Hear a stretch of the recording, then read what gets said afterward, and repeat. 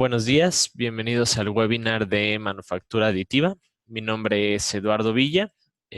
Aquí pueden ustedes revisar mi mail. Cualquier duda que tengan posterior al webinar con respecto a la impresora, con respecto al material, lineamientos de diseño o cualquier duda más técnica, sin problema me pueden mandar un mail y yo se los contesto. Si tienen algún proyecto que ustedes quisieran llevar a cabo, alguna cotización que necesiten, pueden escribir al correo de ventas. Ahí Marco los puede atender y podemos ya llevar a cabo la cotización del proyecto o si lo prefieren comunicarse por teléfono directamente con nosotros.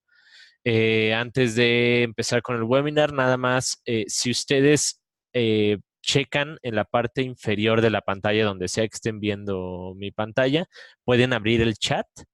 En esa parte pueden ustedes enviar sus preguntas y al final del webinar vamos a tener unos minutos para contestar cualquier pregunta que ustedes tengan. O igual, si prefieren revisarla por privado, pues no, ya me escriben directamente a mí.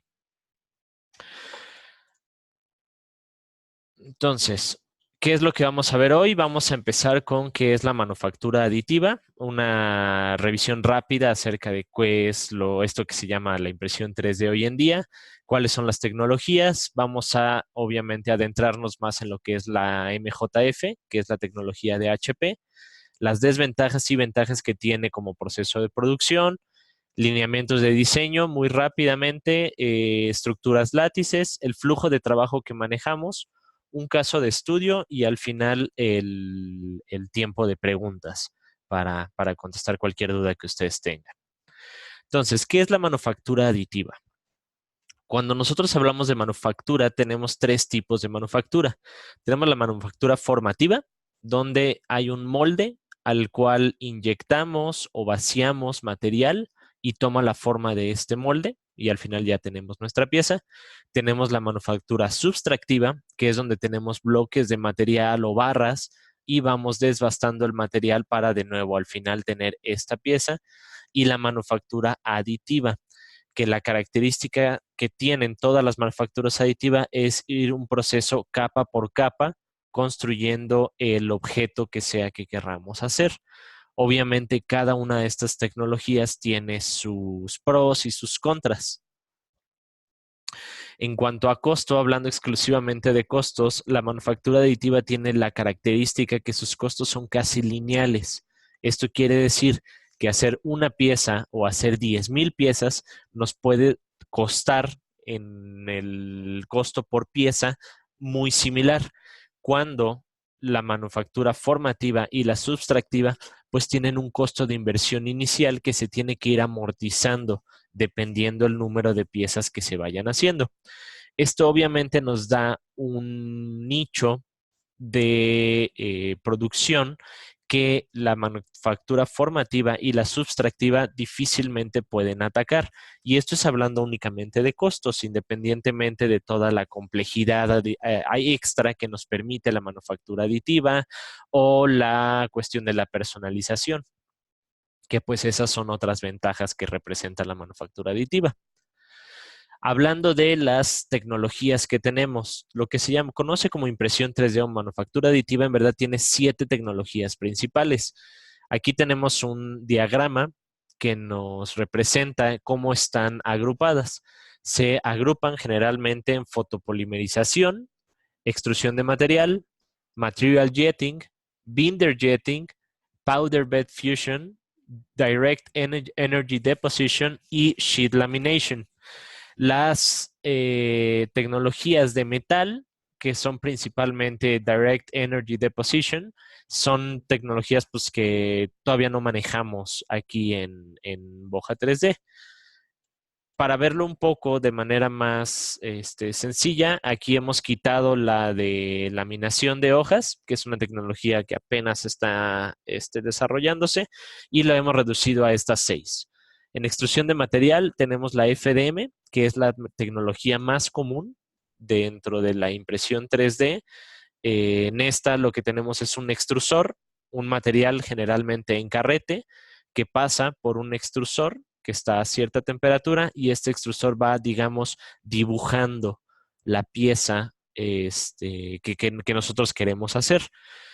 Las ventajas que tiene esta tecnología es el costo. Por mucho es la tecnología de impresión 3D más accesible que existe, tanto por el costo de las máquinas como por el del material, pero tiene muchas limitantes, en especial para piezas mecánicas. La libertad de materiales es otra de las grandes ventajas que tiene, ya que, pues bueno, la oferta de materiales para FDM pues es amplísima. Podemos encontrar desde cosas muy sencillas como ABS y PLA hasta materiales avanzados como materiales reforzados con fibras de carbono, nylons y otros materiales pues ya de propiedades muy avanzadas. Luego tenemos la fotopolimerización, que esta ocupa resinas, ocupa como una tina de resinas, y la diferencia entre SLA y DLP es la fuente de energía que reciben para ir polimerizando esta resina. El material jetting es la tecnología más precisa, pero también una de las más caras. Son propietarias de Stratasys y de 3D Systems. El binder jetting, ocupamos un material similar al yeso y lo vamos aglutinando para ir haciendo piezas. Y el powder bed fusion, pues son principalmente metales, que son ya tecnologías muy, muy avanzadas. La tecnología que a nosotros más nos interesa, la que vamos a revisar ahorita, es el powder bed fusion, que se imprime en polímeros. Las dos principales tecnologías es SLS y MJF. ¿Cuál es la diferencia? Al igual que en la polimerización, la fuente de cómo reciben la energía para ir fusionando. Mientras que el SLS ocupa un proceso de un láser que tiene que ir nuevamente dibujando capa por capa el proceso. El Multijet Fusion de HP que nosotros ocupamos, podemos ir fusionando toda una capa de materiales. Esto nos permite, pues bueno, ya lo van a ver más adelante cómo funciona la tecnología, pero nos permite tener muchos mejores tiempos de entrega debido a que las piezas pues se hacen todas al mismo tiempo. Profundizando en el Multijet Fusion, este es un video que explica de muy buena manera cómo funciona la tecnología. Se los voy a poner para que puedan entender cuál es el proceso de Multijet Fusion.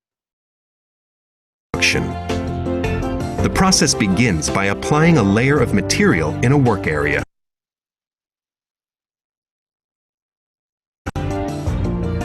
In the opposite direction, in one continuous pass, we print fusing and detailing agents across the full working area. This pass combines the printing with the fusing energy, and the process is then completed. HP's proprietary architecture is capable of printing 30 million drops per second along every single inch of bed width, enabling extreme precision and dimensional accuracy.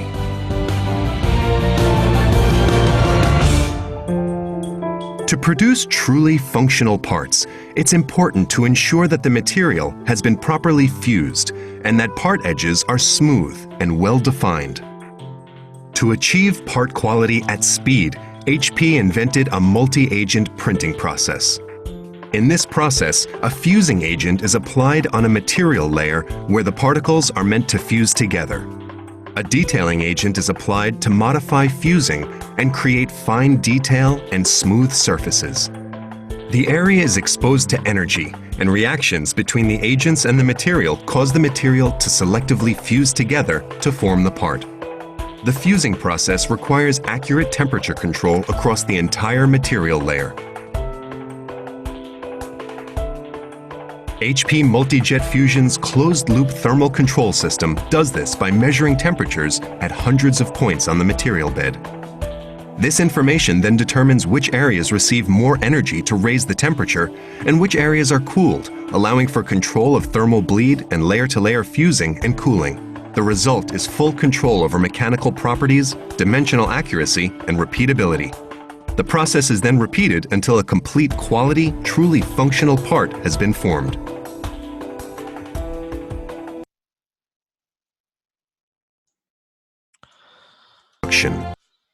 Pues bueno, como el video lo decía, el material que se ocupa en el proceso de Multijet Fusion es nylon PA12.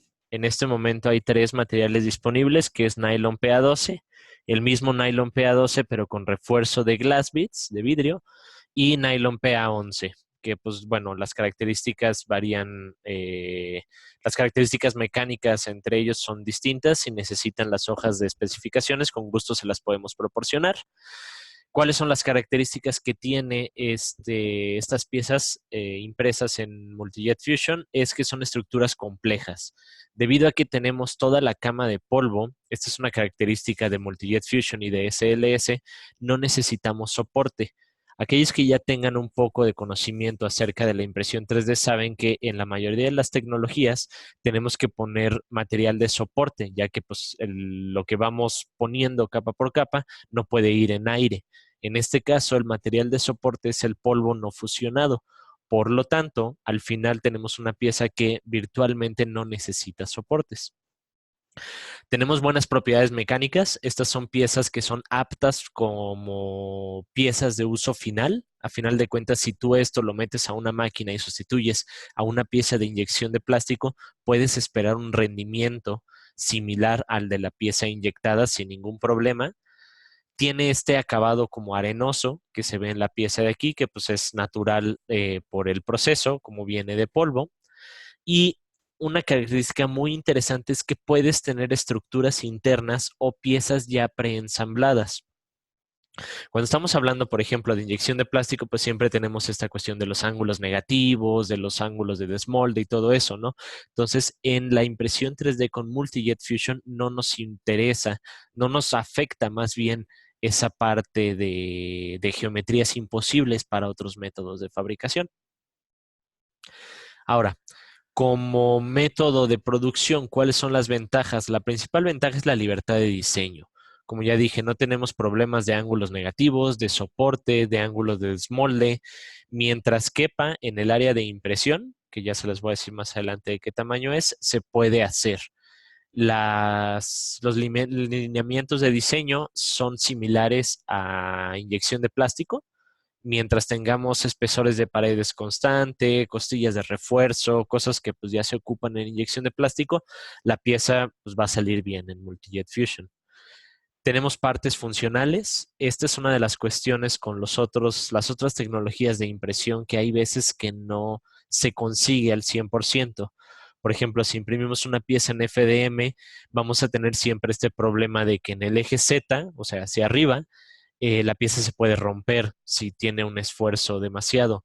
Las piezas de Multijet Fusion no tienen ese problema, ya que son casi isotrópicas. Las características en X, en Y y en Z son virtualmente idénticas, por lo tanto podemos hacer pues estas partes funcionales que se pueden ya incorporar a uso real. Y la velocidad, obviamente, como nosotros tenemos lotes de producción del tamaño completo de nuestra área de impresión, pues lo que nos toma hacer, no sé, 100 piezas es mucho menos tiempo de lo que les toma a los otros procesos hacerlo. Las desventajas, el color es el color natural que ya vieron en la pieza de la diapositiva anterior. Este es el color natural con el que salen las piezas. Se le puede dar un acabado negro con pintura o con tinte. Bueno, en el caso de la pintura, mientras se ponga una base clara, pues se le puede dar el color que sea, obviamente tomando en cuenta el espesor de la pintura para la tolerancia. Y pues con los tintes se le puede dar tonos principalmente oscuros. Y algo importante a tomar en cuenta cuando se está diseñando es que las estructuras necesitan salida de polvo atrapado. Debido a que ocupamos siempre el material no sintetizado como material de soporte, si tenemos, digamos, una esfera, está hueca, pues en la parte de adentro tenemos que hacer un orificio de salida para poder sacar ese polvo, a menos de que no nos afecte que se quede ahí atrapado, pero tenemos que tener estos orificios de salida para poder dar salida al polvo atrapado. Los lineamientos de diseño, la tolerancia es de más o menos 0.3. En piezas pequeñas incluso podemos llegar a tolerancias más cerradas de más o menos 0.2. El tamaño máximo de impresión que tenemos es 284 por 380 por 380 milímetros. Todo lo que sea que quepa en esta área de impresión, en este volumen de impresión más bien, perdón, se puede fabricar. El ancho mínimo de pared es 0.7 o 1 milímetro para bordes que queden volados y que tengan pues ya una extensión considerable. El alto y bajo relieve, digamos, para un logo o algún texto, se recomienda de 1 milímetro de profundidad para alcanzar a diferenciarlo bien. Los hoyos que se pueden hacer de mínimo diámetro son 1.5 milímetros y pines de 0.8 milímetros. Y los hoyos de escape de los que hablaba en la diapositiva anterior para poder sacar el polvo atrapado son de 5 milímetros. Preferente, como ya dije, lineamientos de diseño que aplican también para inyección de plástico, el uso constante de espesor de pared, redondeos en piezas que van a tener muelleos, todas esas son buenas prácticas de diseño que obviamente si se aplican también a un diseño que se va a fabricar en Multijet Fusion, pues van a dar una pieza de mejor calidad y de mejor rendimiento. Ahora, las estructuras Lattice, aquellos de nuevo que ya tengan un poco de conocimiento de impresión 3D posiblemente las conocen. Las estructuras látices lo que es una estructura interna cuyo propósito es reducir el peso de una pieza sin afectar sus propiedades mecánicas, principalmente poder reducir el material que nosotros ocupamos, por tanto el precio de la pieza, sin que se reduzca ni el volumen en caso de que se necesite, ni la rigidez que tiene esta pieza. En varias ocasiones nos hemos encontrado con piezas que clientes nuestros quieren manufacturar con impresión 3D que antes maquinaban. Entonces, pues, como ya lo vimos, la manufactura subtractiva tiene esta característica de ser como de bloques. Entonces, eso no es nada eficiente al momento de trasladarlo a impresión 3D. Lo que nosotros sugerimos en estos momentos es, en esos casos, es aplicar estructuras látices a todos estos volúmenes sólidos y pues obviamente podemos reducir muchísimo el peso de la pieza. También en caso de que se requiera una aplicación, se puede ocupar, por ejemplo, como aislamiento térmico. Como ustedes saben, el aire es muy buen aislante térmico, entonces pues esto tiene principalmente aire en medio, entonces puede funcionar como aislante térmico y también nos puede dar una característica de manipular la flexibilidad y la dureza de una pieza. Si reducimos la densidad de la estructura látiz, pues esta pieza podrá presentar cierta flexibilidad. O si aumentamos la densidad, pues tendrá rigidez estructural. Los retos de las estructuras látices es que su comportamiento puede llegar a ser difícil de predecir si no se diseñan con un análisis de límites de fuerzas. Se necesita software especializado para realizarlas, no son tan fáciles de modelar, digamos, como lo sería la pieza. Y nuevamente es especialmente importante el planificar las caras o los orificios de salida para el polvo atrapado, ya que, pues bueno, si tenemos una estructura muy cerrada aquí, va a costar trabajo sacar el polvo de esta estructura. Nuevamente, si ustedes tienen una pieza que crean que es apta para estructuras látices, nosotros, si nos la mandan aquí, nos encargamos de analizarla y de hacerles propuestas de cómo se podría reducir el peso de esta pieza o cómo se puede optimizar. Principalmente es a lo que nosotros le apuntamos, a tener piezas optimizadas lo mayor posible para nuestra tecnología. ¿Cuál es el proceso de impresión 3D? Esto nos lo preguntan mucho algunos clientes y hemos encontrado que hay muchas dudas, en especial en esta parte de los formatos que se tienen que ocupar. Nosotros podemos empezar desde un diseño o desde una pieza física.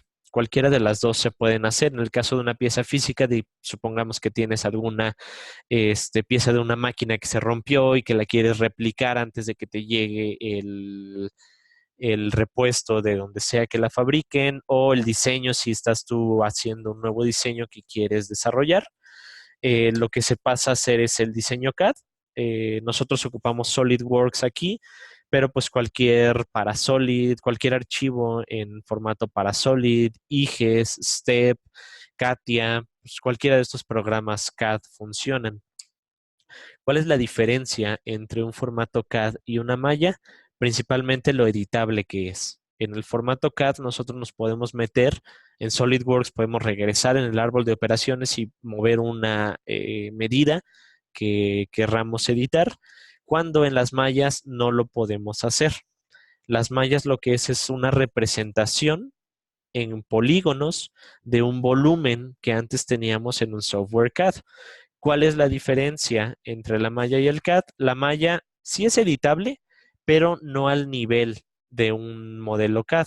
Se puede editar, digamos, en un proceso mucho más que parece escultura, más que un proceso bien controlado de mover o de editar las propiedades de una pieza, o se puede escalar en un factor pues, que sea lo mismo hacia algún eje.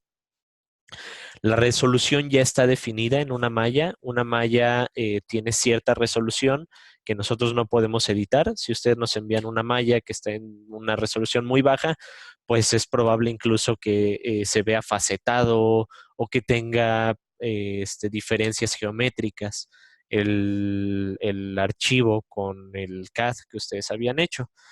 En general, nuestra política con las mallas es que pues, se imprimen como es. Los formatos de mallas se identifican, son 3MF, STL, OBJ, principalmente esos tres. Después de tener una malla, un punto importante es que siempre el CAD se tiene que convertir en malla antes de imprimirse. Si ustedes nos envían un CAD, un IGES, un STEP, pues sin problema nosotros lo convertimos a malla y nosotros nos encargamos de la resolución, de los problemas que pueda tener. Si ustedes nos las envían, pues es importante verificar que esté en los parámetros que ustedes desean. Una vez teniendo la malla, se puede ya pasar a la impresión en Multijet Fusion.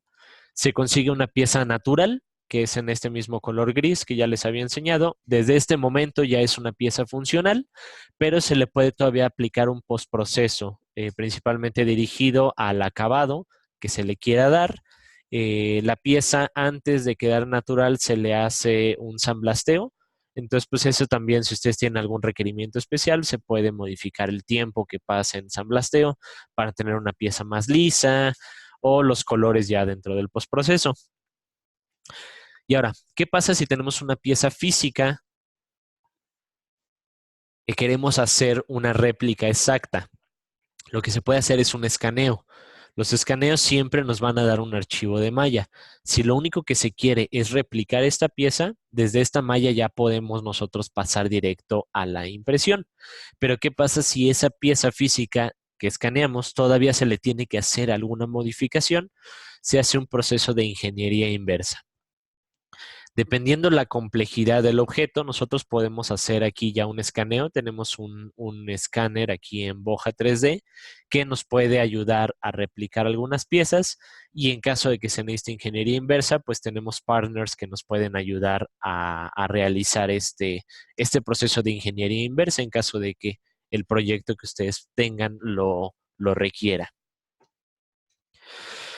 Y bueno, para ir finalizando, el caso de estudio que nosotros encontramos es un caso de GE, donde lo que ellos se propusieron fue simplificar un diseño tradicional, este, un diseño tradicional donde constaba de 11 piezas que tenían ellos que ensamblar, tenían que manufacturar con procesos distintos. En la primera iteración con manufactura aditiva lo lograron reducir a 7 piezas. En una segunda iteración lograron integrar todo esto en una sola pieza y pues al final ya fue nada más la parte de optimización para reducir el peso.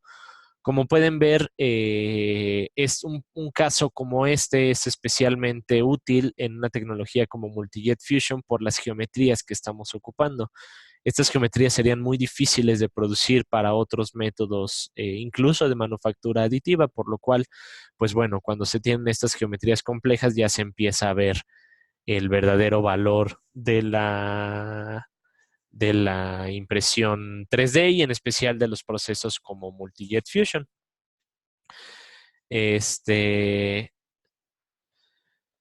Pues bueno, pasamos, esta sería toda la parte de la explicación de Multi-Jet Fusion.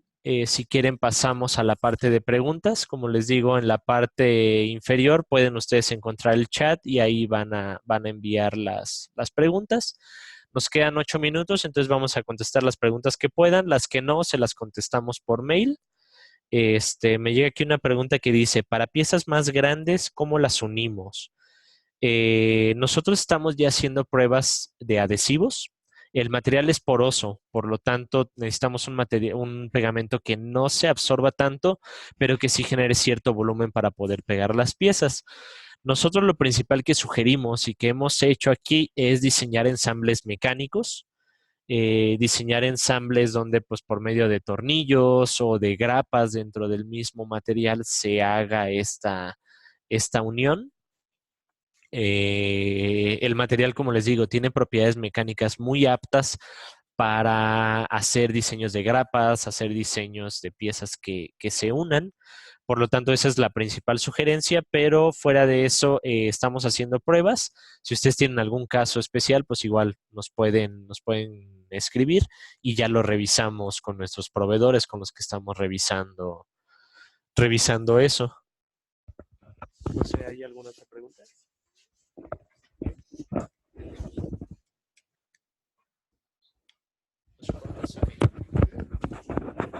Me están preguntando también que explique un poco más acerca de los soportes. Entonces, vean, me regreso aquí. En esta diapositiva ustedes pueden ver, esta es una impresión en FDM.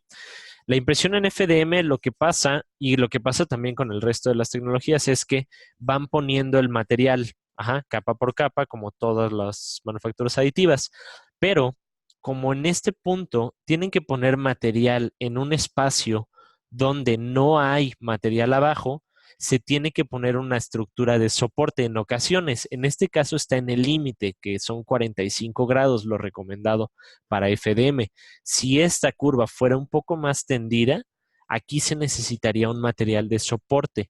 ¿Qué es lo que ocasiona el material de soporte? Ocasiona pues que haya tolerancias un poco más holgadas geométricamente hablando, que el acabado en la cara que da con los soportes no sea el mejor. Esa es una de las ventajas, como ya había mencionado, de nuestros métodos de impresión. Como nosotros tenemos toda la cama de impresión llenos de polvo no sintetizado, este polvo no sintetizado es lo que nos funciona como material de soporte y al final pues nada más lo tenemos que quitar. En la polimerización, los soportes pues funcionan un poco distinto a FDM, pero el principio es el mismo. Si tenemos material que de repente no tiene soporte en la parte de abajo, tenemos que crear ese soporte para que la pieza se pueda seguir fabricando. Una ventaja, por ejemplo, del material jetting y de algunos procesos de FDM son los soportes solubles en agua, que eso pues nos permite darle como una pequeña vuelta a estas limitantes de material de soporte en un material que pues a final de cuentas se va a disolver en agua.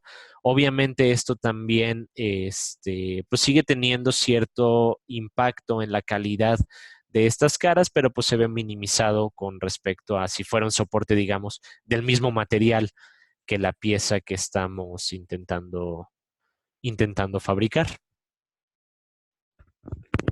¿Hay más preguntas?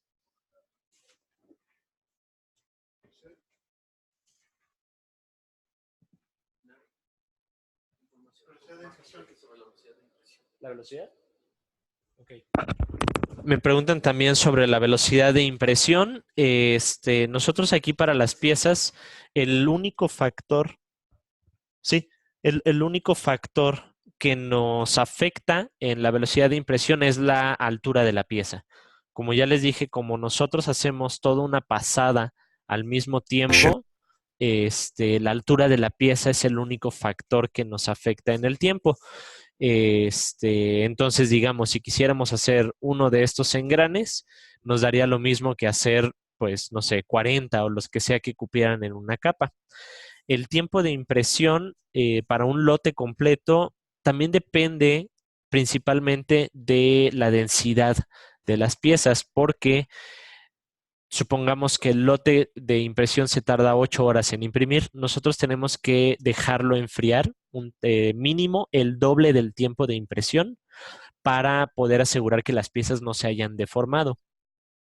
Esto quiere decir que, por ejemplo, si la impresión nos toma 8 horas, pues se necesitan 16 horas extra para poder enfriar las piezas y ya poderlas sacar.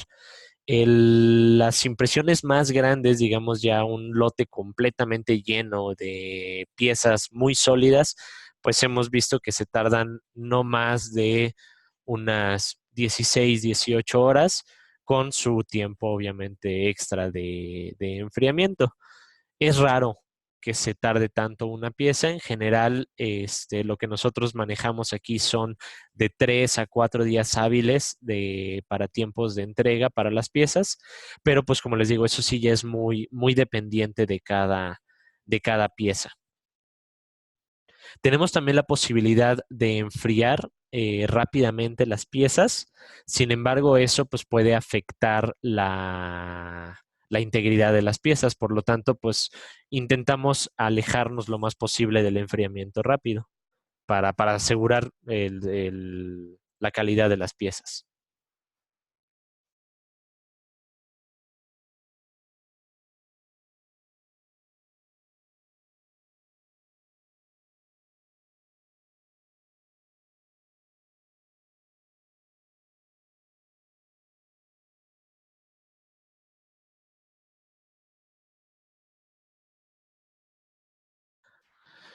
Pues bueno, creo que son todas las preguntas que nos han llegado. A las personas que están pidiendo las especificaciones del material y de la máquina, a todos los integrantes del webinar les vamos a mandar justamente esta información.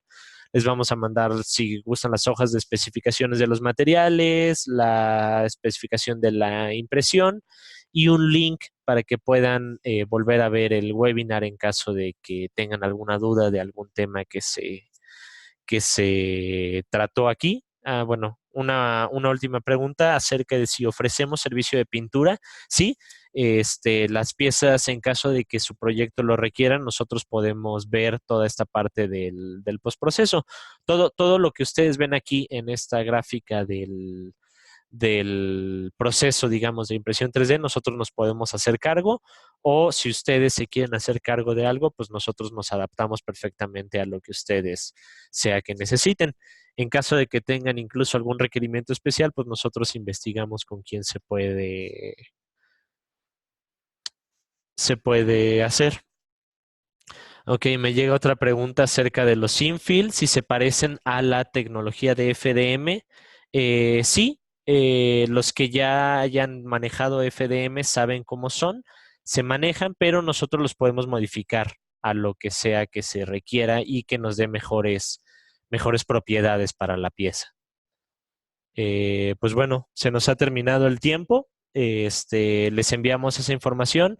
Muchas gracias a todos por asistir al webinar y cualquier duda que tengan, sin ningún compromiso, escríbanos. ¿De acuerdo? Hasta luego.